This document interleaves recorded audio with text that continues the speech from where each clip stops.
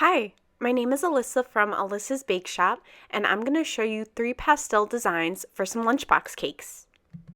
I baked 3 6-inch round vanilla cakes, and then I just took each layer and cut it in half.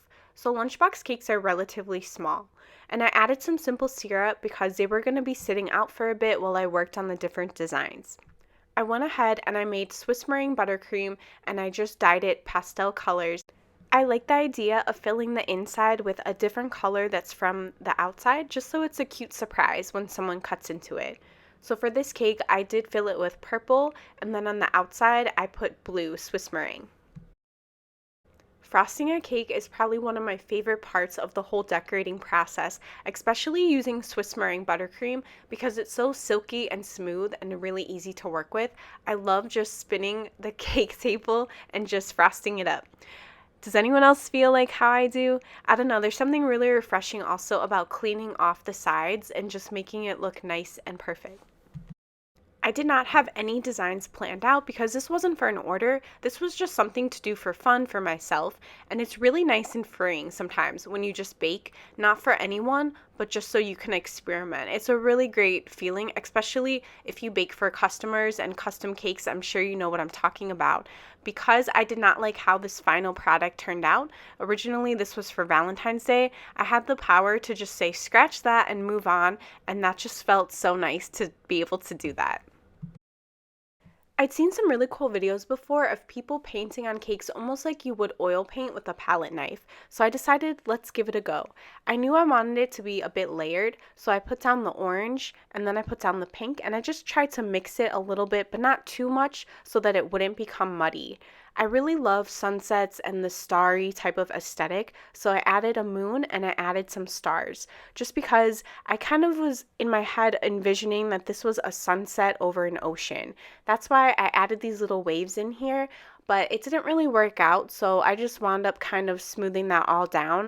I'm leaving the clips in of me changing my mind and not really quite liking the process because I just want to keep it real with you guys. Sometimes this is what happens when you're trying to figure stuff out. Sometimes the design in your head doesn't really translate to real life, and that's totally okay. I wanted the stars to look a bit more hazy, so I wound up just kind of smearing down a few of the stars, just making it look a little more cloud-like, and then adding some stars on top of it just to fill that in. I decided to add some more white buttercream to the bottom just because I wanted it to mix with the orange and just give it a little bit more of a gradient look. Mixing these colors around on the cake, adding the pink, and then I added a tiny bit of blue. It was really fun. I found it very therapeutic. Again, Swiss meringue buttercream is so easy to work with compared to American buttercream. It's just a little bit easier on your hands, and I just really liked the whole concept of just making it as gradient as possible. I stuck it in its little container, and I will link all of the things that I used to set up these lunchbox cakes in the links below. For the next cake design, I wanted to do a pink and purple theme. So I iced the cake in the pink icing, and then I just put some purple on top just to make it a little more marbled. This clip is vertical because I'd actually been filming on both my camera and my phone, and for some reason my camera had shut off, so I'm glad I at least got this clip. As you can see, I just freehand carved the cake. If you want it to be a little more exact, I would recommend using your offset spatula to trace the top of the heart directly into the buttercream, so that way you can use it as a guide. And if you don't like how it looks, then you can just sort of smooth it down and then trace again. To get that icing into the curve of the cake, you just want to push in the icing and then smooth it out. For this cake, I wanted to do a border, so I just wound up using a round tip, and I just did some purple dollops, and then I alternated with a star tip, and I just did some cute little pink stars. I like when borders have 2 different designs. I think it just makes it look super cute. I thought that this would just be more of a very cutesy cake, so I decided to pipe the word love, and then I added a little heart just in the corner. I thought that would be a nice little detail. Then one thing I love to do is I love to go over letters with another color, but I always use a smaller tip. That way you can still see the letter behind it. It just gives it this added little 3D effect. Then when that cake was done, I put it into another container, and I just moved it off to the side so that we can work on our last design. For the third cake, I decided to fill it with some pink buttercream. I thought that it would be a cute color when you cut open the cake because for the outside, I wanted to do orange. Since the other two cakes had blue and purple as their outside icing, I wanted to try to actually use this orange color.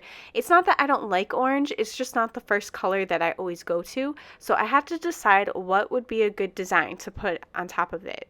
I find it satisfying when you clean up the cake board and you just clean up all of that extra buttercream that got everywhere, so I decided to leave that clip in here.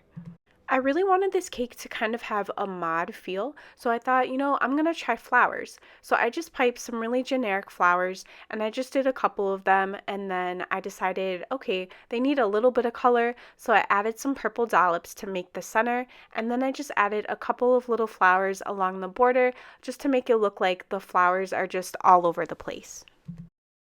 And then that was it. Our third lunchbox cake was done, so I moved it into a container. These containers are 8 inches, which is perfect to fit our 6-inch cake. So I will link all of the materials below. I'll link the sporks, the containers, and the washi tape, which I got from a cute stationery store online. I really liked how these cakes turned out. I thought that they were all different from each other, but they were still sort of cohesive though. And I'm glad I went with the pastels because I love the type of dreamy aesthetic. Here's a clip from Instagram when I cut into it, and I just showed everyone what the inside looked like with that surprise color. Overall, I think this is a really cute gift to give people just for any occasion even. It's just really cute to open it and then you have this little spork in there and you're ready to eat. And trust me, I ate one of these by myself and I was so satisfied and no regrets. Thank you guys for watching this video. If you want to see any other types of videos, please leave the suggestions in the comments below and I'll see you next time.